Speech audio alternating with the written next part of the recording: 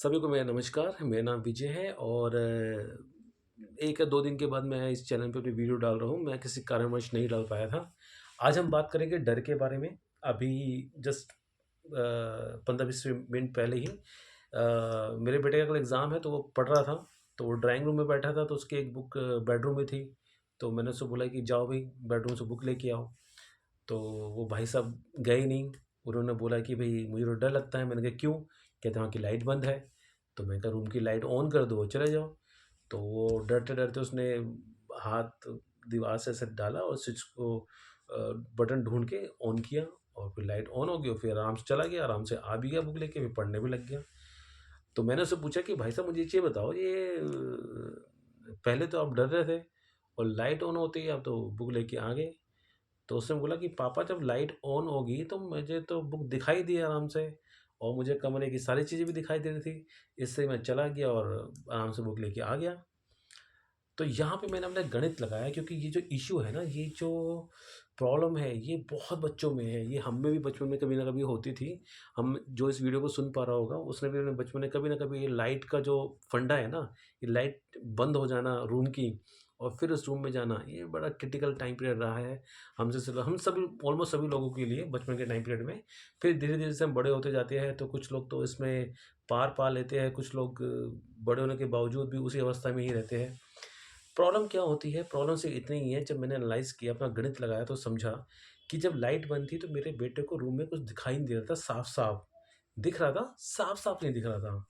जब उसको साफ-साफ नहीं दिख रहा था ना, तो ये ह्यूमन टेंडेंसी है, ह्यूमन बिहेवियर है ये, ह्यूमन थ्योरी है ये, कि जब तक चीज़ें साफ-साफ नहीं दिखती तो जो मस्तिष्क होता है ना, वो अपनी एक कल्पना शक्ति से नई-नई कहानियाँ बुनता है। जैसे मान लीजिए कि रूम में आए तो रूम में झूला था, अब झूला पूरा-पूरा दिखाई नहीं दे रहा। अब अगर लाइट बंद है तो कल्पना शक्ति चलेगी। वो कल्पना शक्ति कहेगी कि यार झूले के पीछे कोई है, इसके पीछे कोई है, पर्दे के पीछे कोई है। ये सिर्फ़ जो कल्पना शक्ति है, ये कल्पना शक्ति वर्क करती है और ये बहुत तीव्रता से, समझिए कि सिर्फ़ आपने एक गेट खोला, देखा कि अंधेरा है उस कमरे के अंदर, तो कल्पना शक्ति इतनी सेकंड्स में काम करती है, इतने सेकंड में डिसीज़न ले लेती है माइंड के अंदर कि वो तुरंत आपको बता देती है कि नहीं यार, कमरे में कुछ दिक्कत है। कमरे में तो भैया कुछ हिल रहा है, कुछ अंधेरा है, कोई वहाँ खड़ा है, कोई यहाँ खड़ा है, कोई ये है, कोई वो है। वो इतनी जल्दी डिसीज़न लेके आपको एक बिल्कुल पॉइंट पे लाके खड़ा कर देती है और जहाँ पे आपका आंसर होता है कि भैया मैं रूम में नहीं जाऊँगा। क्यों? क्योंकि वो कल्पना शक्ति ने आपको इतना स्ट्रॉन्गली मैसेज दिया है कि भई खतरा है, और जहाँ खतरा होता है इंसान वहाँ जाना अवॉइड ही करता है। तो इस कारणवश क्या होता है कि बच्चे जो होते हैं बेसिकली उस कमरे में नहीं जाते। क्यों? क्योंकि उनकी कल्पना शक्ति के अंदर, और कहा भी जाता है कि जो बच्चों की कल्पना शक्ति है वो एक बड़े व्यक्ति से कहीं ज़्यादा गुणा होती है। तो इसी कारणवश, क्योंकि उनकी कल्पना शक्ति ज़्यादा है, तो जितनी जल्दी हम सोचते हैं, हमसे कई लाख गुना जल्दी वो सोच के उस कल्पनाओं के हिसाब से कमरे को अपना डेकोरेट कर लेते हैं कि कौन-सा भूत कहाँ खड़ा है। तो इस कारणवश वो अंदर नहीं जाते। मगर जैसे ही लाइट ऑन होती है, बटन पे बटन दबाते हैं, लाइट ऑन होती है, तो उनको सारी चीज़ें साफ दिखाई दे देती है। दिख जाता है कि भैया झूले के पीछे कोई नहीं है, पर्दे के पीछे कोई नहीं है, बेड पे भी कोई नहीं बैठा है। तो जब उनको ये चीज़ मालूम पड़ जाती है, तो वो फटाफट कमरे में जाते हैं, सामान अपना जो भी काम होता है, सामान होता है उठाते हैं, अपना निकल लेते हैं। वो सिर्फ़ इसलिए क्योंकि उनको उस समय विश्वास हो जाता है लाइट जलने के बाद कि हाँ भई, अब पक्का कोई नहीं है। इसका मतलब ये है कि अगर इस पूरी सेंटेंस को हम लोग चीर-फाड़ करें, तो हमें क्या समझ आएगा? हमें समझ आएगा एक तो ये कि बच्चों की कल्पना शक्ति बहुत ज़्यादा होती है, बच्चे काल्पनिक दुनिया में बहुत ज़्यादा जीते हैं, और वो कल्पना शक्ति जो चीज़ होती है, कल्पना शक्ति इतनी ज़्यादा तीव्र, इतनी ज़्यादा पावरफुल होती है कि वो बहुत जल्दी डिसीज़न लेके आपको एक प्लेटफ़ॉर्म पे खड़ा कर देती है कि हाँ जी, ये है मेरा रिज़ल्ट। मैंने बता दिया है कि भैया पर्दे के पीछे कोई है। तो वो इतनी जल्दी रिज़ल्ट देती है और उस रिज़ल्ट को ना मानना बड़ा इम्पॉसिबल हो जाता है, क्योंकि जो हमारा दिल है वो बड़ा कमज़ोर-सा होता है। हम जल्दी से इन चीज़ों को एक्सेप्ट कर लेते हैं कि हाँ भई, ये कह रहा है दिक्कत है, तो ये कहेगा हाँ जी, है जी दिक्कत जो है, और अंदर नहीं जाना है। अब एक और बात समझ आती है यहाँ से, कल्पना शक्ति तो समझ आ गई, बच्चों की तीव्र है। ये भी समझ आ गया कि कल्पना शक्ति जो है वो डिसीज़न बहुत जल्दी लेती है, और उस डिसीज़न की वज़ह से ही हम लोग जो है वो कई बार कुछ स्टेप को अवॉइड कर देते हैं, छोड़ देते हैं, नहीं कर पाते। एक बात और मुझे समझ आती है इसके अंदर, वो ये है कि एक पार्ट तो ये था कि जब लाइट बंद थी, बच्चे ने कल्पना शक्ति करी, सब कुछ किया, ये वो किया और फिर उसने वो डिसीज़न ले लिया कि वो नहीं आएगा। मगर एक पार्ट ये भी तो है जब उसने लाइट जलाई, लाइट ऑन होगी, प्रकाश हो गया और उसने अपनी आँखों से देख लिया सब कुछ कि हाँ, भी सब कुछ ओके है, कोई टेंशन नहीं है, कोई नहीं है कमरे में, तो वो जाता है, ले आता है। इसका मतलब ये है कि जब बच्चे को ये विश्वास हो जाता है कि हाँ भई, आगे का रास्ता क्लियर है, मुझको कोई टेंशन नहीं है, तो वो काम आराम से कर देता है। इसका मतलब बच्चों की ये बड़ी खूबसूरती है कि अगर आप उसको थोड़ा-सा भी मेरी बात समझ रहे हैं मैं क्या कहना चाहता हूँ? ये तो एग्ज़ाम्पल है जिसके बारे में बात कर रहा हूँ। रियल चीज़ तो ये है कि लाइफ़ में कित कुछ भी हो, कुछ एक्स, वाई, ज़ेड कुछ भी चीज़ हो, अगर आप उसको ये विश्वास दिला दें कि भैया कोई टेंशन नहीं है, कुछ नहीं है, तू कर, टेंशन मत ले, मैं तेरे साथ खड़ा हूँ, तू कर उसको और तू कर और तू देख कि इसमें कोई प्रॉब्लम नहीं है, तू करेगा तो तू सीख जाएगा। जैसे साइकिल चलाना, स्केटिंग करना और भी स्विमिंग करना, क्रिकेट खेलना, बैडमिंटन खेलना, कई सारी चीज़ें ऐसी होती हैं जिसमें बच्चे धीरे-धीरे खेलते भी हैं, रुकते भी हैं, डरते भी हैं, एक्स, वाई, ज़ेड बहुत सारी चीज़ें होती है। मगर अगर आप एज़ ए पेरेंट्स उसमें ये विश्वास डाल दें कि नहीं टेंशन लेने की ज़रूरत नहीं, मैं खड़ा हूँ।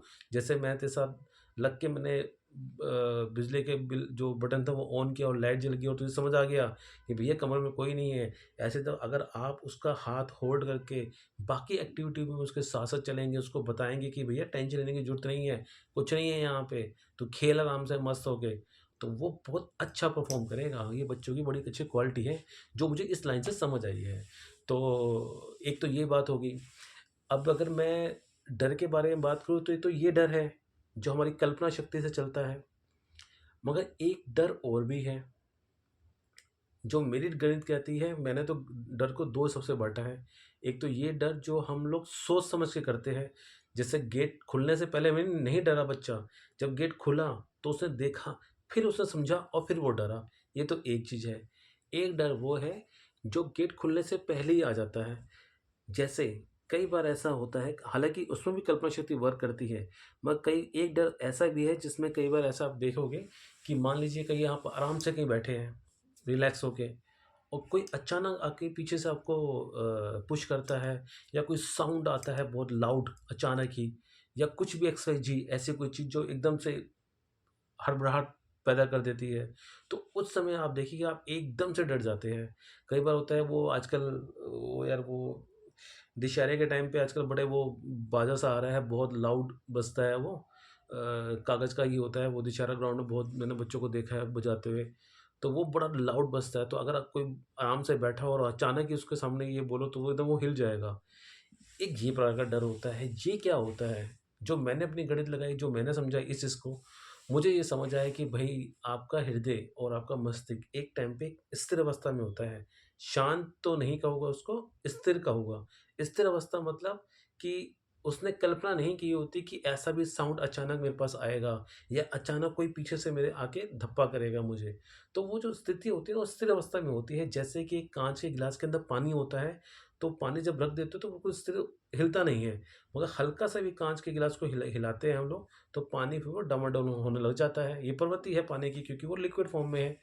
तो जैसे ही कोई पीछे से हाथ लगाता है तो एकदम हृदय, एकदम मस्तिष्क एकदम से वर्क करते हैं। जब वो एकदम से वर्क करते हैं, तो भैया वो एकदम घबराहट सी फीलिंग हो जाती है कि अचानक ही कैसा हुआ? क्यों? क्योंकि एक्सपेक्टेशन के हिसाब से नहीं था। अगर मान लीजिए आपने कई बार देखा होगा, मान लीजिए आप कहीं बैठे हैं आराम से और आपके सामने शीशा लगा हुआ है और आपको पीछे दिख रहा है कोई आ रहा है, कोई आपका फ्रेंड आ रहा है, वो धप्पा करने आ रहा है आपको या एक्स वाई कोई चीज़ करने आ रहा है। क्योंकि आपने सामने देख पा रहे हो शीशे के अंदर कि कोई पीछे आ रहा है, तो गणित आपने पहले ही लगा लिया है। अगर मान लीजिए उस समय कोई आपको धप्पा करता है, आप डरोगे? आप बिल्कुल भी नहीं डरोगे क्योंकि ये और ये पहले से ही अपनी कैलकुलेशन, पहले से अपनी गणित लगा चुके हैं। मगर अगर वो शीशा सामने ना हो, यानी कि आपके लिए जो पीछे से पुश आ रहा है, वो एक अ, वो अचानक हो, अचानक इन द सेंस आपकी एक्सपेक्टेशन से अलग हो। आपने तो एक्सपेक्ट किया ही नहीं था कि ऐसा कुछ होगा और वो हो, तो फिर आपका जो हृदय है वो एकदम तीव्र गति से चलना शुरू कर देता है और मस्तिष्क भी जो है वो बिल्कुल ही हिल जाता है। अब इस लाइन से मुझे एक बात समझ आई, ये जो प्रक्रिया है, जो मैंने अभी बोला है आपको कि पीछे से कोई धप्पा कर देता है, साउंड आता है तो बंदा हिल जाता है, घबरा जाता है, हार्ट बीट तेज हो जाती है, मस्तिष्क एकदम अपना काम करना थोड़ा-सा मतलब प्रेशर में चला जाता है मस्तिष्क। ये नॉर्मल इंसानों के लिए तो सही है, मगर अगर हम बात करें आध्यात्मिकता को लेके, जो व्यक्ति ईश्वर के प्रति बहुत ज़्यादा समर्पित होते हैं और ध्यान में लीन होते हैं, अपनी आत्मा को काफ़ी हद तक उस रास्ते पे आगे लेके जा चुके होते हैं जो परमात्मा की तरफ जाती है, तब उनका हृदय इस पुश से, उस साउंड से नहीं घबराता है। एग्ज़ाम्पल देता हूँ, जैसे हमने एग्ज़ाम्पल दिया था पानी का गिलास। एक गिलास है उसमें पानी है और एक गिलास में उसमें भी पानी है, मगर पहले वाला गिलास का पानी लिक्विड फॉर्म में है और दूसरे वाले गिलास का पानी बिल्कुल सॉलिड फॉर्म में, यानी कि बर्फ़ में है। तो अगर दोनों को आप एक ट्रे में रखते हैं और चलते हैं और हल्का सा भी हिलता है, हिलाते हैं या हिलते हैं, तो जो पानी लिक्विड फॉर्म में है वो तो हिलेगा, मगर जो पानी सॉलिड फॉर्म में है, बर्फ़ में है, वो नहीं हिलेगा। यानी कि सिचुएशन तो दोनों के लिए बराबर हिली। ट्रे थी, सपोज़ कीजिए ट्रे है, 2 ग्लास हैं यहाँ पे, एक में लिक्विड है, एक में बर्फ़ है, हिलाया, तो ये तो हिला, मगर ये सेम रहा, स्थिर रहा। यानी कि जो सिचुएशन थी हिलने वाली, वो दोनों के लिए इक्वल थी, मगर जो रिज़ल्ट था, वो रिज़ल्ट इक्वल नहीं था। रिज़ल्ट इसलिए इक्वल नहीं था क्योंकि जो ये वाला ग्लास है, ये स्ट्रॉन्ग हो चुका है। ये अपने विचारों को इतनी अच्छी तरह, इतने कंट्रोल तरीके से बाँध चुका है कि इसको अब कोई फ़र्क नहीं पड़ता है इन अचानक वाली गतिविधियों से। मेरा मानना भी यही है कि हम लोगों को अपने आप को ईश्वर को समर्पित करना चाहिए।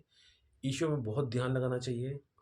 अपने आप को इतना सक्षम बनाना चाहिए कि आपका हृदय, आपका मस्तिष्क उस ईश्वर को ही ध्यान में रखे और उस ईश्वर के अंदर ही विलीन रहे, ताकि जो ये घबराहट वाली चीज़ है ना, वो ना रहे। हम ये वाला गिलास ना बने, हमें बनना ये वाला गिलास, यानी कि लिक्विड फॉर्म वाला गिलास नहीं बनना हमें, हमें बनना है सॉलिड फॉर्म वाला गिलास। तो इस वीडियो में इतना ही। वीडियो भी बड़ी लंबी हो गई है, मुझे पता नहीं कितनी बार आपको समझ आई होगी, नहीं समझ आई होगी।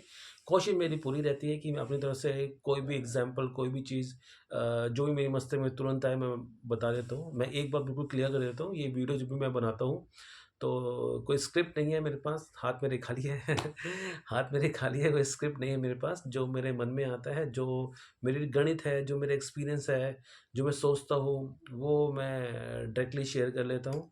और मैंने पहले वीडियो में भी स्पष्ट किया है कि मेरा दृष्टिकोण है, कहाँ तक सही है, कहाँ तक गलत है, मैं इसको इस बारे में कुछ नहीं कहना चाहता।